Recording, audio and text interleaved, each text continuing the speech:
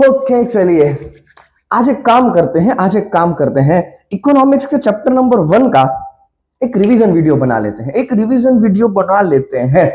ठीक है, लेकिन एक बात का आपको खास ध्यान रखना है कि देखो ये रिवीजन लेक्चर है और रिवीजन लेक्चर सिर्फ रिवीजन के लिए ही यूज करना है। ऐसा नहीं कि थ्रू आउट द ईयर आप यही लेक्चर देखते रहो और कंसेप्ट लेक्चर के ऊपर उतना फोकस मत करो। नहीं, ये लेक्चर तभी काम में आएगा जब एग्जाम से 1 घंटा 2 घंटा 3 घंटा या तो एक दिन पहले के लिए ही है ये। ठीक है, बाकी हमने पूरा कंसेप्चुअल वीडियो ऑलरेडी देख ही लिया है। ओके चलो, तो चैप्टर नंबर 1 क्या है? चैप्टर नंबर 1 है इकोनॉमिक्स एंड इंट्रोडक्शन। अब देखो इसमें पहला सवाल क्या हो सकता है? तो फर्स्ट सवाल हो सकता है आपके लिए इकोनॉमिक्स इन इंडियन थॉट्स, मतलब इंडिया के हिसाब से इकोनॉमिक्स क्या है। तो देखो एक बात ध्यान रखना, इंडिया के हिसाब से सबसे पहले पॉइंट में आपको लिखना है कि इंडिया का जो कल्चर है ना वो ऑलमोस्ट 5000 इयर्स ओल्ड है। दूसरा, इसका मतलब क्या है? अ वे ऑफ लाइफ, मतलब जीने का तरीका। आप जीने के लिए जो कुछ भी करोगे उसको हम इकोनॉमिक्स बोलेंगे। फिर आपको दूसरे पॉइंट में लिखना है 4 प्रकार के पुरुषार्थ। सबसे पहला कौन सा है? धर्मा, अर्थ, कामा एंड मोक्ष। थर्ड पॉइंट में लिखना है आपको फिर से इकोनॉमिक्स का मतलब क्या है। तो इकोनॉमिक्स का मतलब क्या है? एनी एक्टिविटी डन, आपका पर्पस क्या रहेगा? आपका पर्पस ऑब्टेनिंग सम बेनिफिट। अच्छा एक मिनट, आप जीने के लिए जो कुछ भी करोगे उसको हम इकोनॉमिक्स बोलेंगे, लेकिन एक मिनट, करोगे क्या? आप वो चीज करोगे जहां पे आपको सबसे ज्यादा बेनिफिट मिलेगा। फिर लिखना है कौटिल्य जी के बारे में। मैंने आपको स्टोरी भी सुनाया था कौटिल्य का। ठीक है, 2500 ईयर अगो चाणक्य, अपनी बुक कौन सी है? अर्थशास्त्र, उसके अंदर पूरा इकोनॉमिक्स के बारे में लिखा गया है। और लास्ट पॉइंट में लिखोगे कि कौटिल्य के हिसाब से मतलब क्या था। तो कौटिल्य का मतलब था इंटेंशन जो है ना ह्यूमन बीइंग, वो है अर्थ, वेल्थ। अल्टीमेटली आप जो कुछ भी करोगे किसके लिए करोगे? वेल्थ, मतलब लॉन्ग टर्म प्रॉपर्टी के लिए आप सब कुछ करने वाले हो। The purpose and utility of wealth creation on the earth, मतलब आप जो भी वेल्थ कमाने के लिए करोगे, जो भी बेनिफिट के लिए करोगे, उन सभी को हम इकोनॉमिक्स बोलेंगे। ठीक है, लेकिन सर ये तो बात होगी इंडिया की, सर वेस्ट के हिसाब से क्या है? तो देखो सबसे पहले जो वेस्ट में नाम आएगा ना उसका नाम क्या है? Greek philosopher Aristotle. ठीक है, अब देखो इकोनॉमिक्स का जो मेन मीनिंग है ना, मेन मीनिंग वो यहां पे दिया है और सवाल में ये लिखना है कि इकोनॉमिक्स आया क्यों और कहां से आया है। तो देखो जो पुराने समय में जो काम करने का तरीका था ना वो एकदम सिंपल था, लेकिन जैसे जैसे इंडस्ट्री इंक्रीज होती गई, division of labour and specialisation होता गया। मतलब हर एक काम को छोटे छोटे पार्ट में डिवाइड कर दिया गया और हर एक काम के लिए एक एक एक्सपर्ट आता गया। पहले तो क्या था भाई, सब काम खुद ही करना होता था, लेकिन अब ऐसा नहीं होता है। अब हर एक काम के लिए स्पेसिफिक एक्सपर्ट है। फॉर एग्जांपल कॉमर्स के लिए आपको कौन एक्सपर्ट मिलेगा? सर ऑब्वियसली एक चार्टर्ड अकाउंटेंट होगा, उससे ज्यादा कोई एक्सपर्ट मिल ही नहीं सकता। बस बात वही है कि काम करने का तरीका अब एक्सपर्ट स्पेशलाइज्ड लेवल पे हो चुका था। तो धीरे धीरे क्या हुआ, नाउ तो physical science and social science also develop as a special branch. मतलब physical science and social science एक स्पेशलाइज्ड ब्रांच, एक स्पेशलाइज्ड सब्जेक्ट के तौर पे आगे बढ़ने लगा। Hence, studying purposefulness, human activity was not solely a subject matter of political or social philosophy, but it is developed as an independent science. मतलब एक आदमी किस तरह से रहता है वो खाली एक सब्जेक्ट का पार्ट नहीं था, अलग से पूरा का पूरा सब्जेक्ट ही बन चुका था, इंडिपेंडेंट साइंस। एक आदमी के बिना ये आंसर खत्म ही नहीं हो सकता, उसका नाम है एडम स्मिथ। उसने बुक कौन सी लिखी? 1776 में बुक लिखा है, inquiry into nature and cause of the wealth of nation. उसको शॉर्टकट में क्या बोला जाता है? Wealth of the nation. और सबसे लास्ट पॉइंट में लिखोगे कि जैसे ही ये बुक आ गई ना, इकोनॉमिक्स भी एक स्पेशलाइज्ड एरिया हो गया था। जैसे ही ये बुक आ गई, इकोनॉमिक्स एक स्पेशलाइज्ड एरिया हो गया था। The industrial revolution created a new socio economic way of life and new method of wealth creation with introduction of machine and investment. मतलब अब खाली लेबर की बात नहीं हो रही थी, आप वो चीज करोगे जहां पे बेनिफिट आपको ज्यादा मिलेगा। और अब बेनिफिट कहां पे ज्यादा मिलने वाला था? नई नई टेक्नोलॉजी, मशीन एंड इन्वेस्टमेंट के ऊपर मिलने वाला था। ठीक है सर, ठीक है, कोई बात नहीं। अब देखो, चार आपको डेफिनेशन देखना है, लेकिन डेफिनेशन के साथ साथ आपको बुक का नाम भी याद रखना पड़ेगा कि किसने कौन सा बुक दिया है। हालांकि अलग से सवाल मेरे हिसाब से अगर जो कोई आ सकता है तो वो है Adam Smith and Alfred Marshall. दोनों सवाल अलग से आ सकते हैं। देखो, एडम स्मिथ ने कौन सी बुक लिखी थी 1776 के अंदर, वेल्थ ऑफ नेशन, जो ऑलरेडी हमने ऊपर देख लिया। उसने जो बुक लिखी थी ना, उसी हिसाब से उसने डेफिनेशन दिया है, economics is a study of nature and cause of wealth of the nation. उसके हिसाब से इकोनॉमिक्स है ना एक तरह का सोशल साइंस है।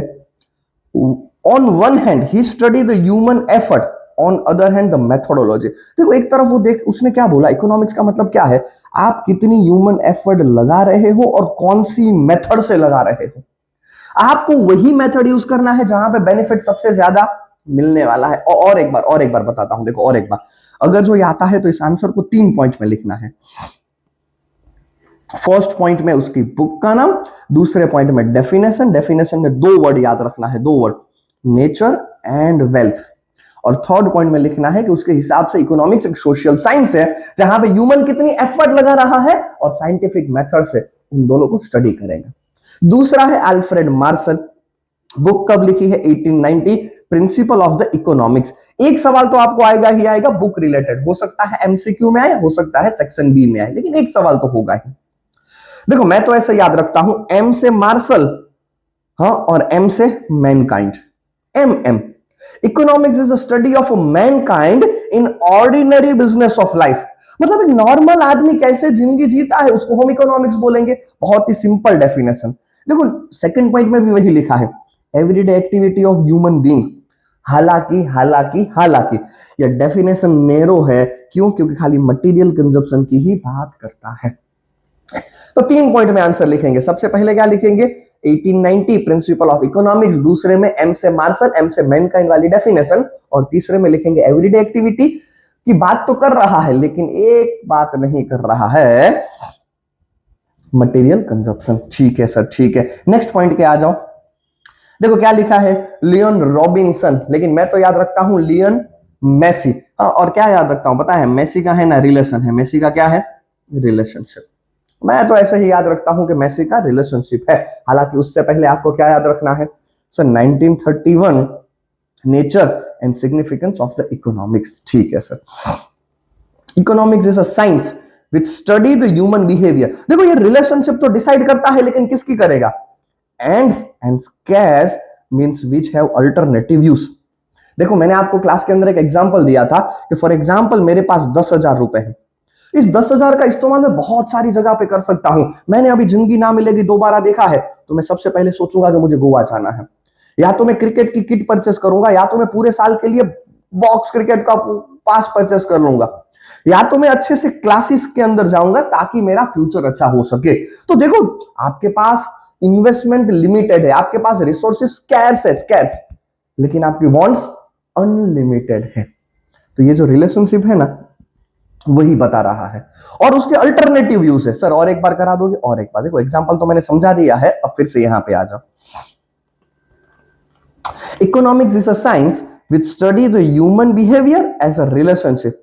दो लोगों के बीच के रिलेशनशिप को मैसी डिसाइड करता है, रॉबिन्सन डिसाइड करता है, ends and scarce which have alternative use. मतलब आपके पास रिसोर्सेज लिमिटेड है, लेकिन आपकी वांट्स अनलिमिटेड है, और आपके पास जो रिसोर्सेस है ना, उसका अल्टरनेटिव यूज है। मतलब आप उस 10,000 से बहुत कुछ कर सकते हो। और नेक्स्ट पॉइंट में लिखना है, लियोन रॉबिन्सन के हिसाब से इकोनॉमिक्स एक पॉजिटिव साइंस है।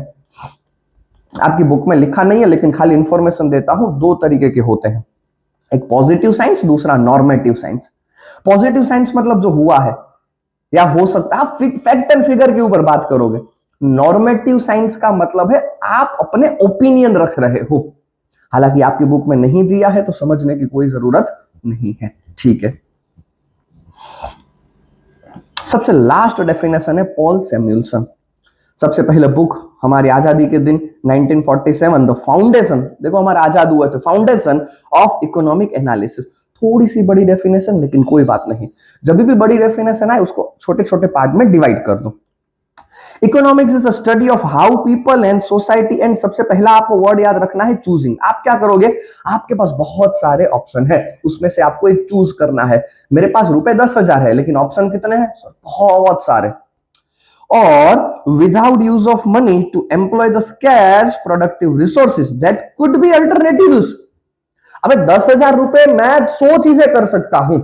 मतलब सबसे पहले तो मुझे चूज करना है, क्या चूज करना है, ऐसे रिसोर्सेज को चूज करना है जिसके अल्टरनेटिव यूजेस हैं, to produce the various commodity over a time and distributing them for consumption now और इन फ्यूचर। मतलब मुझे ध्यान में रखना है कि आज कितना यूज करना है और फ्यूचर में कितना करना है।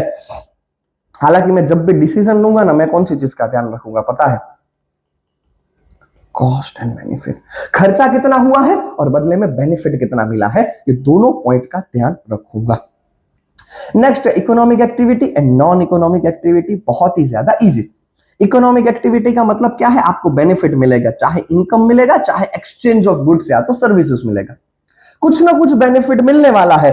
लेकिन यहां पे विदाउट स्पेसिफिक पर्पस ऑफ कुछ भी नहीं मिलने वाला है। दूसरा डिफरेंस, ये जो होगा ना बेनिफिट ऑन बोथ साइड, मतलब देखो for example as a chartered accountant मैंने आपको सर्विस दिया है, बदले में आप मुझे फीस दोगे, भाई मुझे भी बेनिफिट मिला और आपको सर्विसेज मिला है, दोनों साइड बेनिफिट हुआ है। लेकिन यहां पे दोनों साइड नहीं होगा, वन साइडेड होगा। ये क्या होगा, वन साइडेड हो सकता है। नेक्स्ट आपको एग्जाम्पल लिखना है, फार्मर्स, लॉयर्स, टीचर्स, एक्टर्स वगैरह, ये सब जो भी काम करते हैं वो इकोनॉमिक। यहां पे क्या है, जो भी होगा वो लव अफेक्शन। मैंने आपको बताया था, हाँ, हमारे मोदी जी मेलोनी आंटी के लिए जो भी मेलोडी चॉकलेट लेके गए थे, तो उसके पीछे इसमें से कुछ भी हो सकता है, मैं नहीं जानता क्या है, चैरिटी भी कुछ भी हो सकता है, ठीक है। तो वो वन साइडेड था, उसको क्या बोलेंगे, नॉन इकोनॉमिक एक्टिविटी बोलेंगे, ठीक है। नेक्स्ट कंसेप्ट है micro economics and macro economics. देखो ये सब कॉमन निकल जाएगा, मैं तो ऐसे याद रखता हूं, पूरा स्पेलिंग कॉमन। देखो यहां पे है इन आई, आई का मतलब क्या है पता है, आई का मतलब है इंडिविजुअल, ए का मतलब एग्रीगेट, मतलब होल नेशन। माइक्रो इकोनॉमिक्स का मतलब है आप स्टडी करोगे एक इंडिविजुअल यूनिट को। मैक्रो इकोनॉमिक्स का मतलब है कि पूरे कंट्री को आप, एग्रीगेट कंट्री को आप एनालाइज करोगे। दूसरा डिफरेंस देखो, यहां पे है ना मार्जिनल की बात होगी, लेकिन मार्जिनल की बात किसके साथ होगी, इंडिविजुअल के साथ होगी। लेकिन यहां पे है ना बात किसकी होगी पता है, नेशनल इनकम, अनएम्प्लॉयमेंट, पूरे कंट्री की बात करना है। देखो मार्जिनल मैंने समझा दिया है, लेकिन फिर से एक बार बता देता हूं, मार्जिनल का मतलब है एक एडिशनल के ऊपर कितना। फॉर एग्जाम्पल 10 चीजें परचेस करने के लिए मुझे 100 रुपए का खर्चा लगता है, मैं और एक चीज परचेस करूंगा ना तो मुझे 105 रुपए का खर्चा लगेगा, मतलब मेरा मार्जिनल खर्चा कितना हुआ पता है, 5 रुपए। तो ये जो माइक्रो इकोनॉमिक्स है ना, वो इंडिविजुअल के मार्जिनल कंसेप्ट को स्टडी करेगा, लेकिन मैक्रो इकोनॉमिक्स पूरी कंट्री को। और सबसे लास्ट है एग्जांपल, आप बोल सकते हो price determination of product in a market, ठीक है, प्राइस कैसे डिसाइड होता है, मार्जिनल, वेज डिटर्मिनेशन, आप कितना सैलरी वगैरह दोगे, वो सारी चीजें इंडिविजुअल लेवल पे होगी, तो माइक्रो इकोनॉमिक्स का पार्ट है। लेकिन यहां पे resource management to increase national, पूरे कंट्री की इनकम कैसे इंक्रीज करना है, अनएम्प्लॉयमेंट की बात होगी, पॉवर्टी की बात होगी, इन्फ्लेशन की यहां पे बात होती जाएगी, ठीक है सर। नेक्स्ट सवाल है प्रेजेंटेशन ऑफ इंफॉर्मेशन। देखो 3 तरीके से आप इंफॉर्मेशन को प्रेजेंट कर सकते हो। सबसे पहला है डिस्क्रिप्टिव, लिख के दे दो, लिख के, सामने वाला समझे नहीं समझे हमें क्या। दूसरा है टेबल, डिस्क्रिप्टिव से तो अच्छा है। और तीसरा है बाय वे ऑफ ग्राफ या तो डायग्राम, सबसे अच्छा है। आप डायरेक्टली लेंथ देख लो और लेंथ के हिसाब से डिसाइड कर दो और समझ जाओ आप अपने हिसाब से ही, ठीक है। तो 3 तरीके हो सकते हैं। नेक्स्ट सवाल है इंपॉर्टेंस ऑफ स्टैटिस्टिकल इंफॉर्मेशन। सबसे पहला स्टैटिस्टिकल इंफॉर्मेशन आपको कहां पे काम में आएगा, तो सबसे पहला आएगा सपोर्ट और कंफर्म अ प्रिंसिपल। सपोर्ट और confirm a principle, the philosophy of the economics, observe the human behaviour and scientific tool in the economic. देखो बहुत सारी इकोनॉमिक्स के अंदर थियरी आप सीखोगे, पहले चैप्टर के बाद ही थियरी स्टार्ट हो जाएगी, डिमांड एंड प्राइस की थियरी, कि भाई प्राइस इंक्रीज होगा, जैसे जैसे प्राइस इंक्रीज होगा ना तो डिमांड है ना डिक्रीज होती जाएगी, चैप्टर नंबर 3 में सीखेंगे। तो ये थियरी तो है, लेकिन भाई खाली थियरी बोलने से कुछ भी नहीं होता है। To test the validity of the such theory in real life is necessary. आपको चेक करना पड़ेगा। मैं तो आगे कुछ भी बोल जाऊंगा, लेकिन आपको तो चेक करना पड़ेगा कि मैंने जो चीज बोला है वो रियल लाइफ में पॉसिबल है या नहीं है। अब देखो वही है, the price of the commodity and demand की थियरी को कंफर्म करने के लिए स्टैटिस्टिकल इंफॉर्मेशन जरूरी है। मैंने तो बोल दिया कि भाई प्राइस इंक्रीज हुआ है तो लोग डिमांड को कम कर देंगे, लेकिन आप स्टडी करो, स्टैटिस्टिक्स एनालिसिस करो और चेक करो कि क्या मैंने जो बोला है वो सही बोला है या नहीं बोला है। दूसरा, give idea about the changing trend. Trend का मतलब क्या है? किस दिशा में जा रहा है, किस डायरेक्शन में आप चेंज हो रहे हो। फॉर एग्जाम्पल मैं आपको एक बात बोलूं कि 1951 में हमारी पॉपुलेशन थी 36.1 करोड़, उसके बाद 50 करोड़, उसके बाद 70 करोड़, आज है 121.02 करोड़। आपको डायरेक्शन दिखा रहा है कि एवरी ईयर हमारी कंट्री के अंदर पॉपुलेशन इंक्रीज ही हो रहा है। सर इसका मतलब क्या है? देखो आपको देखना तो पड़ेगा ना, आप कोई भी स्टडी करोगे आपके लिए डायरेक्शन बहुत ज्यादा जरूरी है। ठीक है। तीसरा है to make a comparative study. आपको कंपैरिजन करना पड़ेगा। हो सकता है कि आप डिफरेंट ईयर का कंपैरिजन करो, 1951, 61 से लेकर 2011 का। हो सकता है कि आप एक कंट्री का दूसरी कंट्री के साथ करो। हो सकता है कि आप आपकी कंट्री और आजू बाजू वाली कंट्री, फॉर एग्जांपल इंडिया है, चाइना है, बांग्लादेश है, नहीं पाकिस्तान के साथ कंपैरिजन नहीं करना है। उसके अलावा आप किसी भी कंट्री के साथ हमारे देश का कंपैरिजन कर सकते हो। तो इसके लिए भी क्या काम में आएगा? स्टैटिस्टिकल इंफॉर्मेशन काम में आएगा। और सबसे लास्ट में है to make precise presentation of the fact. आप एक अच्छे से अपने फैक्ट को रिप्रेजेंट कर पाओगे by way of statistical information. देखो ऊपर भी हमने देखा कि फिलोसॉफी को आप प्रेजेंट करना है। और एक बात बोलूं, ये सब क्यों करना है? देखो गवर्नमेंट को बहुत सारे डिसीजन लेने होते हैं, तो गवर्नमेंट क्या करेगा? ये सब ट्रेंड को देखेगा। बिजनेस को भी तो बहुत सारे डिसीजन लेने होते हैं, हम ये प्रोडक्ट चालू रखें या नई प्रोडक्ट है। तो इसके लिए आप क्या करोगे? ट्रेंड को देखोगे, ट्रेंड के हिसाब से ही आप पूरी चीजें डिसाइड करने वाले हो। ओके, सवाल क्या था? सवाल था इंपॉर्टेंस ऑफ स्टैटिस्टिकल इंफॉर्मेशन। देखो 3 सी थे, 3 C, confirm principle, changing trend, comparative study और सबसे लास्ट में है precise presentation. 3 C, confirm principle, changing trend, comparative study and precise presentation. Next है some requisite aspects in collecting statistical information and presenting। मतलब आप जब भी इंफॉर्मेशन कलेक्ट करोगे या तो इंफॉर्मेशन को प्रेजेंट करोगे, कौन सी चीज का ध्यान रखना है? सबसे पहला है आपने इंफॉर्मेशन कहां से लिया है। चेक करना पड़ेगा, आपको इंफॉर्मेशन उस जगह से लेना पड़ेगा जो रिलायबल और यूनिवर्सल एक्सेप्टेंस हो। मतलब ऐसी जगह से इंफॉर्मेशन नहीं लेना है कि जिसके ऊपर कोई भरोसा भी ना करे। तो सबसे पहले पॉइंट में क्या लिखोगे?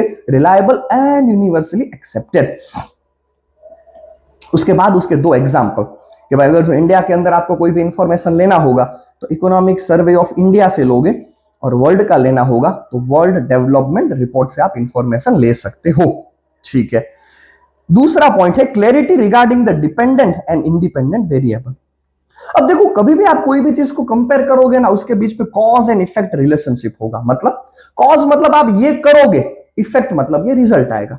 आप प्राइस इंक्रीज करोगे, कॉस्ट, डिमांड डिक्रीज हो जाएगा, रिजल्ट। आप राइटिंग प्रैक्टिस जितनी ज्यादा करोगे, कॉस्ट, मार्क्स उतने इंक्रीज हो गए, ये इफेक्ट हुआ। ठीक है।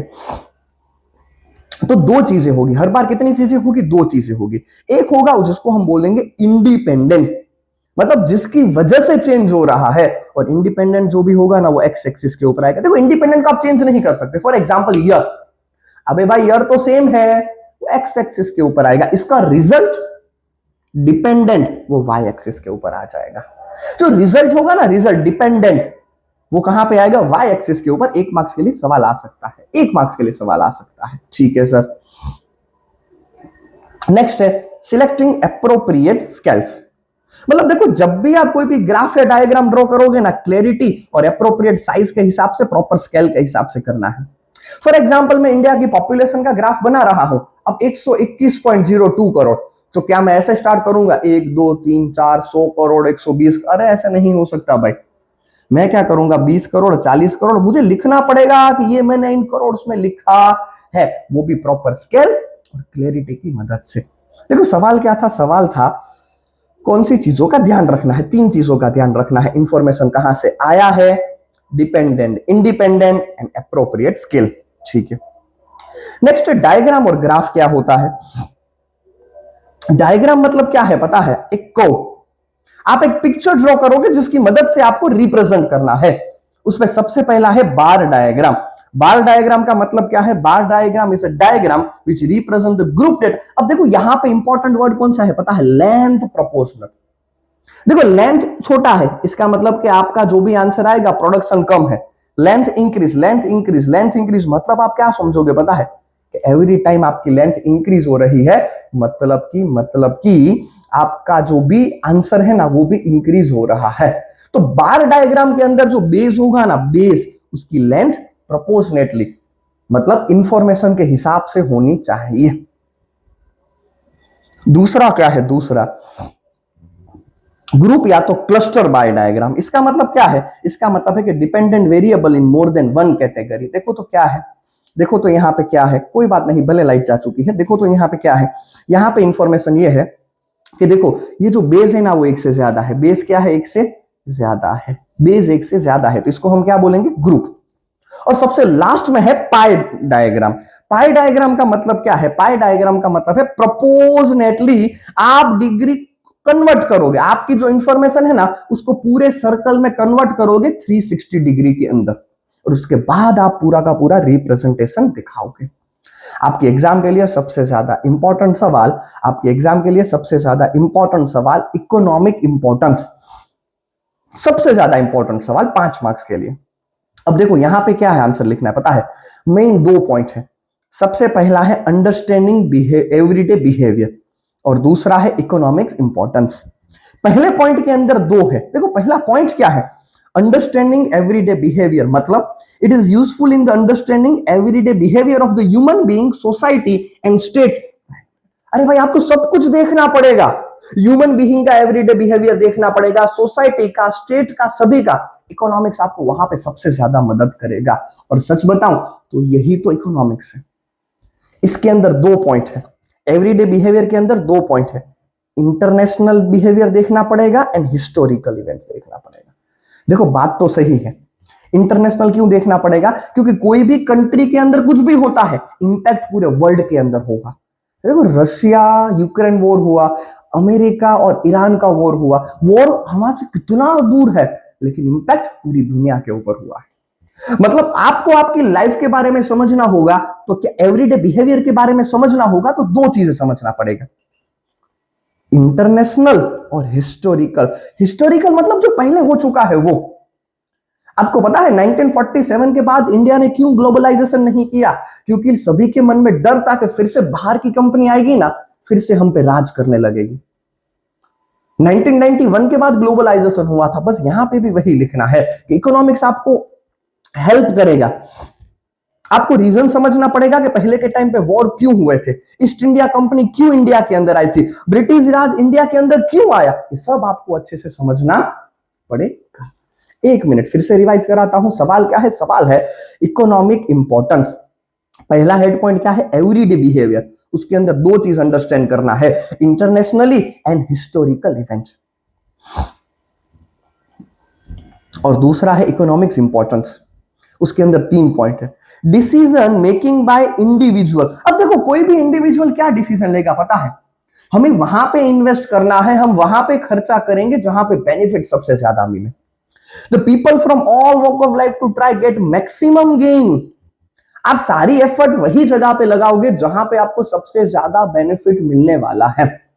दूसरा है understand the government policy. Government की पॉलिसी मतलब sir tax policy, wage policy, ये सारी पॉलिसी। दूसरा आरबीआई जो डिसाइड करती है वो पॉलिसी। आपकी बुक में एक पॉइंट लिखा है repo rate and reverse repo rate, मतलब जानने की जरूरत नहीं है लेकिन बता देता हूं। रेपो रेट का मतलब है आरबीआई जिस रेट के ऊपर आप बैंक को लोन देगी, नॉर्मल बैंक को पैसा देगी। समझ लो आरबीआई ने वो रेट इंक्रीज कर दिया, मतलब बैंक को ज्यादा रेट पे पैसा मिलेगा, बैंक को ज्यादा रेट पे पैसा मिलेगा तो आपको भी ज्यादा रेट पे पैसा मिलेगा। आप कब लोन लेना पसंद करोगे? जब रेपो रेट कम होगा। तो देखो ये आरबीआई की पॉलिसी, गवर्नमेंट की policy, tax policy, wage policy आपकी लाइफ के ऊपर डायरेक्टली इंपैक्ट करता है और जहां पे आपको इकोनॉमिक्स मदद करेगा। और सबसे लास्ट में है professional decision making. As a professional आपको बहुत सारी थियरी की मदद से आपको सब कुछ काम करना पड़ेगा सर, जैसे प्राइस डिटर्मिनेशन, वेजेस कितना देना है, एम्प्लॉयमेंट के फैक्टर कौन से हैं, आप कितनी सैलरी लेना चाहोगे, ये सब आपको इकोनॉमिक्स की मदद से देखने को मिलेगा। देखो मैंने ट्राई किया कि जितना हो सके उतना जल्दी मैं आपको एक छोटा सा रिवीजन लेक्चर देख सकूं, लेकिन लास्ट में एक बात बताऊंगा, जब तक राइटिंग प्रैक्टिस नहीं करोगे अच्छे मार्क्स नहीं आएंगे। जब तक राइटिंग प्रैक्टिस नहीं करोगे अच्छे मार्क्स नहीं आएंगे। हो सकता है तो ये लेक्चर देखने के बाद हर एक छोटी छोटी चीज को राइटिंग प्रैक्टिस में लिखो, ठीक है। बाकी मिलते हैं नेक्स्ट लेक्चर के अंदर।